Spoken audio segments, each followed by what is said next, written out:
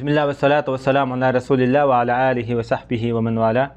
Muhammed ibn İsmail el-Bukhari rahmetullahi aleyhin Sahih Bukhari namlı kitabındaki dersimizin devamında bugün iman hakkındaki kitabının tövendeki babını okuyumuz. Bu babda Bukhari şundaq deydi. Her qandaq amel niyet arqılıq yoki savab ümid qilish arqılıq ve şundaqla her bir insan özünün niyet qilgan niyetiga yarasha natijaga erishidi degan mazmunga munosabatlik hadislar haqidagi bab deydi.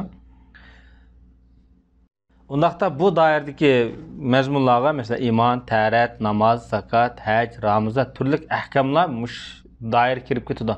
Yani demek muş ibadetlerinin hemisiga niyet şart qılındı demekçe. Allah subhanahu ve taala estaizu billah Kur'an-ı Kerim şundaq deydi. Degan ey Muhammed aleyhissalatu vesselam her qandaq insan öz niyetiga qarshi ishlaydi yoki ish qiladi, ish bejirdi deb shunday degan deydi.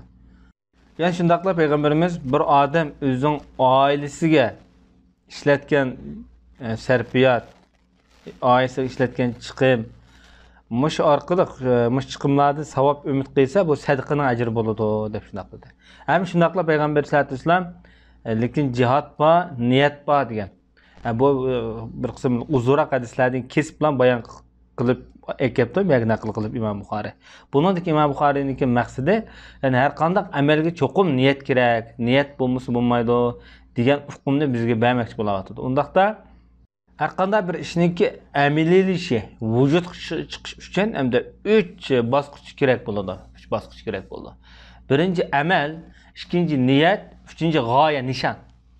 Bundaq deganda masalan bir odam bir ishni qilmoqchi bo'lsa, qanday ish bo'lishidan qat'iy nazar, mayli diniy ish bo'lsin, mayli dunyoviy ish bo'lsin, qanday bir ish, harakat bo'lishidan qat'iy nazar, uch narsa cho'qim bo'lishi tegishli. Tasavvurda ma'lum bir ish harakat hukm bo'lishi kerak. Ondan bu odamga shu ish harakatni qilish bir bosqichi yoki tasavvur bo'ladi, bu niyat bosqichi undaqda. Boshqa amal bosqichi, harakat bosqichi. Endi bu niyatdan keyin shu odam yetmoqchi bo'lgan g'oya, nishon bor. Bu shu ishlarning natijasi, mevzusi bo'ldi undaqda. İmam Buxoriy rahmatullohi alayhi yani shu yuqorqi degan o'zining so'zlarini ta'kidlash uchun 54-numurli hadisda shunday deydi. Bizga Abdullah ibn Maslama hadis so'zlab bergan edi. Abdullah ibn Maslama taqana bil Harisi hadisiyle sözüyle meşhur. Bu kişi muhaddis aynı vaxtda o'zi Madinalik Basirda tug'an. Bu odamning hayoti boshda azroq o'tib bo'ldi. Bu kishi dedi bizga İmam Malik, ya'ni Malik hadis so'zlab bergan dedi. Bu Malik ibn Anas rahmetullahi alayh. Bu kishi Yahya ibn Sa'id'dir. Yahya ibn Sa'id bu kishining tarjimalimi boshda o'tib bo'ldi. Bu kishi Muhammad ibn İbrahim'dir. Muhammad ibn İbrahimning tarjimalimi boshda birinchi hadis o'tib bo'lgan. Bu kishi Alqamat ibn Waqqas'dan hadis rivoyat qilyapti. Bu kishi aynı davrdagi hadis rivoyat qilgan o'zi olimlardan, o'zi Madinada yashagan Umar roziyallohu anhu, Oysha, Bilal, Umar ibn As qatorliq nurg'un sahobalardan hadis rivoyat qilgan. Bu kishi shu Abdulmalik ibn Marvonning zamonida o'lib ketganligi xotirlangan. Ulamolar bu kishiga baho bergan vaqtida aniq bir qarorga kelib bo'lmagan. Chunki bu odamni bir qism olimlar sahoba deb o'ylagan, bir qismlar yo'q tobiin deb fikr qilgan. Ama Peygamberimizin zamanında tug'ilganligi rost. Shuning uchun bu jihatda biroz aniqlamasi sal to'g'ri. Bu kishi hamda Umar roziyallohu anhu da rivoyat qilyapti. Umar roziyallohu anhu ma'ruf ikkinchi xalifa. Haqiqatan Payg'ambar alayhissalatu vassalam shundaq degan edi dedi. Amallar niyatga bog'liq. Har qanday ish niyat bilan bo'ladi dedi. Har qanday ish, mel dunyoviy amal, mel yaxshi amal. Cho'qim siz bir dunyoviy bir ishni qilmoqchi bo'lsangizmi, avval shu ishni tasavvuringizga ekilib, mana shuni qilay deb niyatni bekitib bo'lib, ondan shu ishga tutish qilasiz. Shuni har qanday amal niyat bilan bo'ladi. Shuni har qanday inson o'zing qilgan niyatiga qarshi, niyatiga yarasha bir niyatni bekitgandan keyin shu niyatiga yarasha o'zining natijasini ko'rdi, mevzusini ko'rdi degan bo'ldi. Va likulli imrin ma nawa degan. Yani dünyada qandaq niyat bilan bir ish bajargan bo'lsa, oxiratda shu niyatiga qarta bu odam uning natijasini ko'ra oladi. Endi kim Allohning rasuliga hijrat qilibdi bu odam. Bu odamning hijrati Allohning rasuli uchun. Yani niyatida Allohning rasulini o'ylab niyat qilgan bo'lsa, buning Allah rizosi uchun bo'ladi buning hijrati. Ammo ma'lum bir dunyoga erishmak uchun hijrat qilgan bo'lsa, bu shu dunyoga erishadi. Yoki ma'lum bir ayol bilan to'y qilmoq uchun shu ayolni deb ko'chib hijrat qilgan bo'lsa, uning u g'oyasiga yetib oladi. Demak, inson nim uchun hijrat qilgan bo'lsa, bu odamning hijrati shu hijrat qilgan narsaga qarta mukofotini yoki natijasini ko'rdi degan. Bu hamda hadis boshida biz biroz so'zlab o'tdik. Bu hijrat mezgilining dastlabki bosqichlarida ma'lum sabablar tufaylidan deyilgan. Tafsilotini shu hadisga murojaat qilsangiz bo'ldi. Undaqda bir yaxshi ishlarni qilish uchun masalan bir niyat qilgan vaqtida shu niyatni shu ishni takror yana bir qatim takrorlamoqchi bo'lsak, shuningda har qatim ayrim niyat qilamiz degan vaqtda bu xilma-xil shaklda. Masalan, namoz bo'lsa, namozni har qatim o'qigan vaqtida ayrim unga niyat ketadi, masalan. Ammo umum jihatdan elib etgan vaqtida bir niyat shu ishning mangu davomlashishiga shu kifoya, shart, cho'qim bir yaxshi niyatni qilgandan keyin oraliqda shu niyatni buzdigan dunyoviy g'araz yoki riyo yoki bir yaxshi niyatga ta'sir ko'rsatadigan nachar ideyadagi, nachar xiyaldagi niyatlar shuningga to'sqinlik bo'lmasi kerak. Yoki o'ttirg'i niyat tasodifiy kelib qolmasi kerak. Masalan, bir odam bir ot boqqan bo'lsa, masalan, qadimgi davrlarda shu otni men yaxshi ishlarga ishiltiman deb, shu otning tezak suvdikidan tortib, haylab ishgan hamma narsaga ajr beriladi. Ammo oraliqda riyo qilib qolgan bo'lsa, niyat uziladi hamda oraliqda. Hatta shu riyoni yana tashlab, qalbidan, nafsidan tashlab chiqarib, niyatni qaytadan yangilash kerak bu masalada. Hamda Imom G'azali rahmatullohi alayhi hamda bir odam bir ishni niyat qilgan bo'lsa, lekin bu ishda dunyolik maqsadi bekrak ortiq ekan. Dunyolik maqsaddan bekrak ko'zlagan bo'lsa, bu ishda ajr bo'lmaydi degan. Hamda bu odam shu ishda ham dunyolik, ham diniy jihatdan ikkili tarafni tang maqsad qilgan bo'lsa, bu odam diniy nuqtadan maqsad qilgan niyatiga qarshi nima yorisha ajr beriladi deb qaragan. Agar bu niyat dunyolik va oxiratlik tarafdan ishkilasi tang barobar bo'lib qolgan vaqtida, ya'ni ya oyan emas, ya bu yan emas, taraddud lingi taq bo'lib qolganda, buning ham ajr bo'lmaydi deb qaragan. Shunlashqa insonning tini, jasdi mush dunyoda chirib tugaydi. Ammo niyat dastlabda bir niyatni bir ish qilgan ekanmiz, niyatimiz shu qilingandan keyin bizningki xiyolimizni yo'qoshga boshlaydi. Asla qilingan niyatimiz esimizdan ko'tarilishga boshlaydi. Ammo bu niyat bu dunyoda jasdimiz, tinimiz kishilarga qanday ko'ringan bo'lsa, qiyomatda mahshar maydonida hamma odam naq ko'ralaydi, niyatimizni ko'ralaydi. Bu dunyoda ko'ranmaydi, faqat tinimizni ko'ralaydi. Ammo u dunyoda bizning niyatimizni ochiq oshkora nima maqsad qilganligimiz kishilarga ko'rinadi. Demak, bizning niyatimiz qiyomatga bizning o'rnimizni belgilaydigan, shu qilgan ishimizningki tavallikini bildirdi. Agar Xudo rizolik uchun o'ylagan bo'lsak, Xudo birinchida bekitgan o'rni bo'ladi. Agar biz dunyolik tarafni o'ylagan bo'lsak, Alloh taolo uni nechinchi o'ringa, shu o'z doirasiga olib qo'ydi. Ammo qilgan ishimiz bir orliqda. Undaqda biz bir ishni qilgan vaqtimizda biz ming xil niyat bilan qilgan bo'lsak, bizning shu amalimiz qiyomat kuni ming xil ravishda ko'rinadi. Ming xil ravishda. Shuning uchun bir ishlarni, yaxshi ishlarni niyat qilgan vaqtimizda ham niyat, ham shu ishni har qatim qilgan vaqtimizdagi savob huzuri yoki savob umid qilingan bir orzu, talab bizningki engimizda, niyatimizda davomli hozir bo'lgani afzal. Shunga bu yerdagi hisba yoki ihtisob degan kalimasi niyat darajasidagi bir qatlam, yuqori qatlam bu. Niyat başlam niyat qilishimizdagi niyatni ko'rsatadi. Ammo bu yerga hisba yoki ihtisob ma'nosi bo'lsa, davomli shu niyatni, yaxshi niyatni saqlab qilish. Uningga yomon, nachar g'arazlarni aralashtirmaslik oltin ko'rsatadi. Shuning uchun bu hadisning 5-da payg'ambarimiz bir odam o'ziga oilasi yoki xotin bolalarga bergan nafaqami savob umid qilsa sadiq bo'ldi dedi. U Albatta, masalan, cho'qim bir oilasini yaxshi boqqan odamga ajr bo'ladi. Buningda niyat qilmagan ahvol ostida, o'zining mas'uliyati deb bo'lgan ahvol ostida. Ammo payg'ambarimiz bu yerda bir shu mo'minning diqqatini texim bakrak tortish uchun savob umid qilish degan kalimani bu yerda qayd qilib bog'lab qo'ydi. Bu bizniki cho'qim diqqatimizni tortishga tegishli bir nuqta. Amaliyotda tabiiy bir ish bu. Savob umid qilishni orzulab ketmaydi, mening majburiyatim deb qaraydi har qanday dada yoki ota. Ama insannınki emeli davamlı Xudoga bağlanish uchun payg'ambar sollallohu alayhi vasallam bu iboratni bu yerda bog'lab qo'yadi. İmam Buxoriy rahmetullahi alayh 55-numurlik hadis kelgan vaqtida shunday deydi: bizga Hajjaj ibn Minhal hadis so'zlab bergan edi deydi. Bu kishi Shu'bat ibn Hajjaj dek mesela mashhur ustozlarninki shogirdi bo'ldi.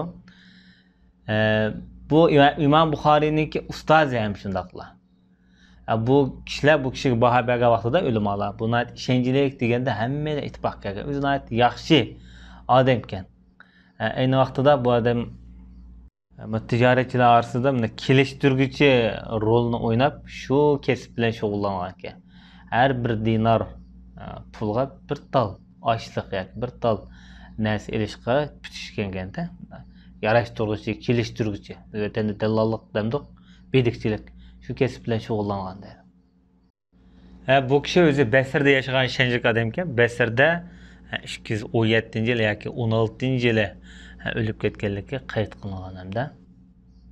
Bu kishi ham İmam Buxoriyning ham emas, İmam Muslim, Abu Davud qatorliq kishilarning ustozi hamda.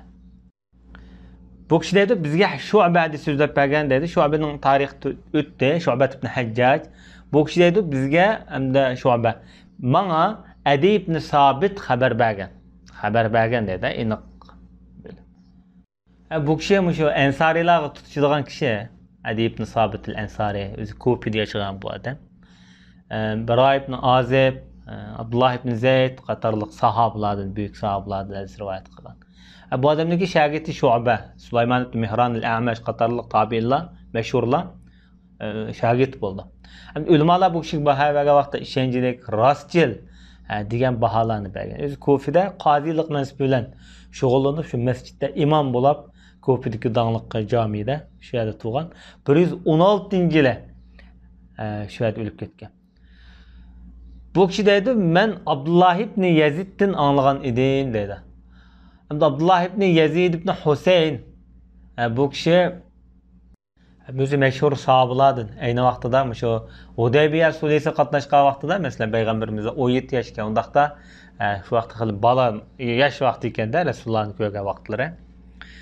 Bu kishi shu payg'ambarimiz bilan va uningdagi 4 xalifalar davrida yaxshi xizmatlarni qilgan, siyosiy faoliyatlarda qatnashgan. Ammo Iroqniki ma'lum mezgil bu odam shu amirlik, valiylik salohiyatlarini shu yerda tug'an. Dadisi Yazidmi hamda ayni vaqtdagi sahobalar. Bu odamdagi 27 dona hadisi bor ekan. Bu ilmiy jihatdan qo'shgan tuhfalari. Bu kishi hamda Abdullah ibn Zubayrning zamonida o'lib ketgan. 64-yillardagi vaqtlar, 78-yildagi. Bu kishi hamda Abi Mas'uddan hadis rivoyat qilyapti. Abu Mas'ud kim o? Abu Mas'udning ismi Uqbat ibn Amr ibn Sa'laba ismi bilan mashhur bu odam. Bu kishimi o'zi ansarlarniki Xazraj qabilasidan Badrga qatnashgan. Hatto payg'ambar sollallohu alayhi vasallam bilan shu Aqaba baytiga 70 nafar sahobalar bilan qatnashgan. Shu vaqtida o'zi kichikkan ishi. Uhud qatnashgan bu kishi. Undaqda payg'ambarimiz bilan o'z davrida xili ko'p jihodiy harakatlar bo'lsin, milliy siyosiy harakatlar bo'lsin, payg'ambarimiz bilan xili hamdamda bo'lgan sahoba ekan bu. İlmiy jihatdan ko'rsatgan xizmatlarda bu odamniki 102 dona hadis rivoyat qilganligi, ummatga meros qoldirib ketganligi xotirlangan. Bu kishi shu Kufada yashab, shu yerda o'lib ketganligi xotirlanibdi. Ba'zan 31, ba'zan 41 degan xitoblarda bo'ldi. Endi bu zot payg'ambar alayhisolatu vasallam rivoyat qilib, payg'ambarimiz shunday deydi: bir odam oilasiga bir narsa chiqim qilsa, ya'ni ishlatsa, sarfiyat qilsa, bir narsa appasa xotin bolalarga, shu appagan narsa orqali bir savob umidi bor ekan, savob orzusi bor ekan, undaqda bu qilgan qilmishi yoki ishlatgan bu sarfiyat yoki pulusning sadaqa ajri bo'ladi deb shunaq degan.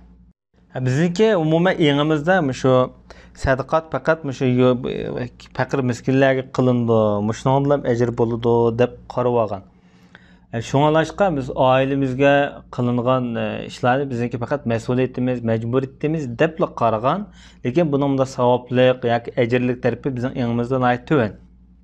Eğer bir dada ata bo'lish sifatimiz bilan bizni bu mesuliyet ve mecburiyet tuygusu bilan birge savap ümit qilish niyetini birga tang elip manalsak niyetimizde yoki shu qilayotgan rasullarımızda buniki neticesi ünümü ait tıxım yaxşı boldu. Qaysi jihatdan degan vaqtida oilaga bekrak kang qo'l bo'lish, kang qo'saq bo'lish, bolalarimizniki talablarga qarata ozod bo'lish taraflaridami bo'ladi. Chunki bizning iymonimiz ziyoda bo'ldi. Agar masalan oilamga yaxshi rasullarni bersam yoki yaxshi narsalarni ehtiyojlarini qamdasam Alloh menga ajr berdi degan niyatimiz qalbimizda bo'ladi ekan, bizniki qilgan chiqimlarimiz yoki xarjlagan pullarimiz bizning ko'zimizga imonning kuchi bilan balkim bak ko'rinmasligi mumkin. Shuning uchun bu sadaqa ihsonniki ichida eng afzal sadaqa ihson shu farz sadaqa ihsondan boshqa o'ziniki oilasiga qilingan.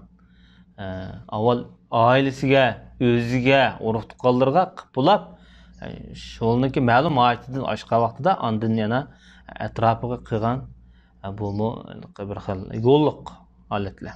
Biz yaxshi niyat bilan bolalarımızga mesela olgan daftar, qalamdan tortib, ashuniki xushallikqa erishtirish uchun qilgan hamma narsamiz inshaalloh shu niyat orqali savobga erishgisi Alloh xolisa. İmam Buxoriy rahmetullohi alayhi 56 numaralı hadisim shunday deydi. Bizga Hakim ibn Nafi hadis so'zlab bergan edi deb. Bu üç hadis hemmisi şu niyet barısında, niyet doğruluk sözlengen hadisler boğaçqa.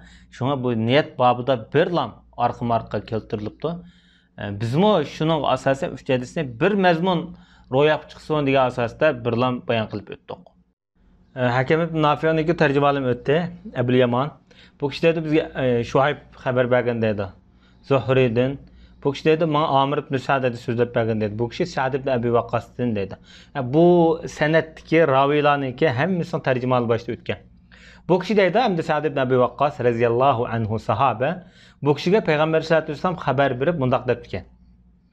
Sen bir ish qilsan pul xarjlab yoki bir chiqim qilib shu orqali shu ishlatgan puling orqali yoki chiqiming orqali sarfiyating orqali Allah rizoligini ko'zlagan bo'lsang, shuningga sen cho'qim ajrga erishsan. Sen ajrlik bo'lasan debdi-da. Hatto bunga payg'ambarimiz misol keltirib, ayolning og'ziga sep qo'ygan bir loqmudimi yoki bir qo'shiq taomdimi sen ajrga erishsan debdi. Allah rizoligini ko'zlagan bo'lsang shart-a bu yerda. Lekin bu bolalardan mesela yoki ayolniki og'ziga bir muhabbetten yoki mehr muhabbetten yoki sevgiden mesela bir tamak sep qo'ygan bo'lsa yoki yugizib qo'ygan bo'lsa, bu ma'lum shu insonniki nafsidagi orzu havas uchun bo'ladi ko'pincha. Lekin nafsining orzu havasi bilan birga yana Alloh rizoligini qo'shib shu niyatni qilgan bo'lsang, ya'ni ajrlik bo'lsa demakchi buningda. Bizga bu misol orqali hamda payg'ambar sollallohu alayhi vasallam yana bir uchurni bizga bildirmoqchi bo'layotdi-da. Sen bu o'zingniki nafsing uchun qildigan ishingdimi? Sen yaxshi go'zal niyat qilsang ajrlik bo'lsa-yu, sen maxsus ibodat uchun bo'ladigan ishlar uchun, maxsus yaxshilik uchun yaratilgan ishlar bor. Onda insonning nafsi uchun hech qanday bir foyda manfaat yo'q, dunyolik g'araz maqsad yo'q unda. Bo'lsa uninga erishilmaydigan masalan, nuqul ish, ibodat bilan maqsad qilingan ishlar. Bunda işte çoğum sen yaxshi niyatlarni qilsang albatta texambak ajrlik bo'lsa degan bir uchurni bas kerak. Ko'pincha oilasi yoki ayoliga ishlatilgan pullar o'ziniki maqsad uchun, nafsiy g'arz uchun bo'ladi. O'zining ehtiyoji, o'ziniki nafsdagi orzulari yoki havas uchun bo'ladi bu sarfiyatlar. Lekin shundoq bo'lsa-mu, hamda niyatniki sofligi bilan, go'zalligi bilan bu ajrga aylangan yerda onundan başka g'arazsiz, manfaatsiz ishlarda qilingan niyat ajrlik bo'lishga to'liq yo'lliq va haqliq degan bo'ladi. Ve sallallahu ala nebiyyina Muhammed ve ala alihi ve sahbihi ecmaîn.